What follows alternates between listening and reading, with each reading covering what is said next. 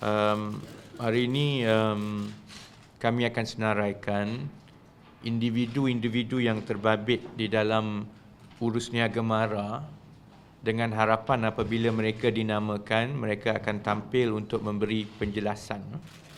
Nama-nama yang kami sebutkan ini adalah hasil daripada maklumat yang diperolehi di Australia, dokumen yang ada di Australia, juga maklumat yang kami dapat di Malaysia, dan juga maklumat yang diberikan secara lisan ataupun tidak rasmi baik oleh pegawai MARA atau baik mereka yang mengaku terlibat ataupun pernah tahu siapa yang sebenarnya menjadi broker dan mengaturkan dan lain-lain.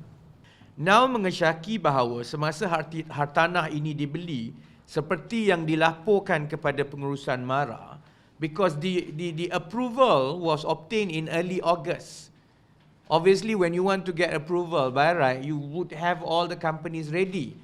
But what we suspect was that when the approval was obtained and then the transaction was finalized, semua dokumen membeli itu ditandatangani oleh individu yang tiada kaitan dengan MARA bagi pihak MARA.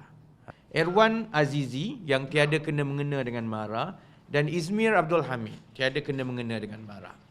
Dia bukan kaki tangan MARA, dia bukan memegang jawatan dalam MARA. Mungkin orang MARA boleh sahkan selepas ini.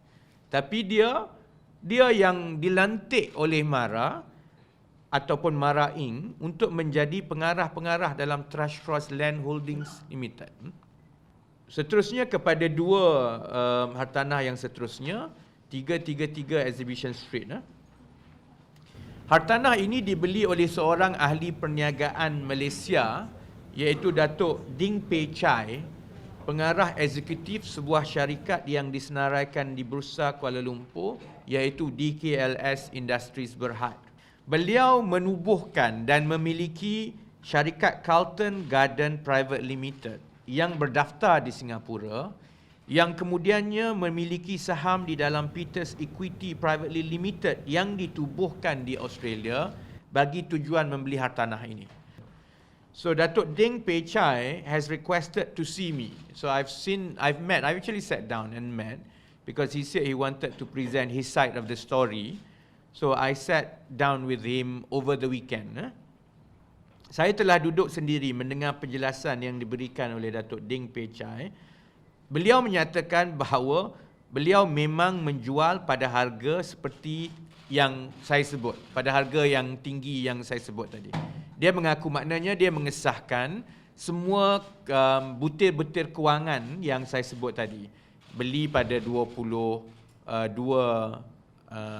juta Australian dollar, jual kepada MARA 31 dan lain, semua itu dia mengakui. Tetapi pada pendirian dia, it was a good business and it was an above board business because he happens to get a good property which MARA decided to buy off from him. Itu penjelasan beliau. Beliau mengakui juga bahawa harga yang dibeli oleh MARA itu memberi keuntungan kepada beliau dan beranggapan bahawa itu satu urus niaga yang biasa. That is a side of the story.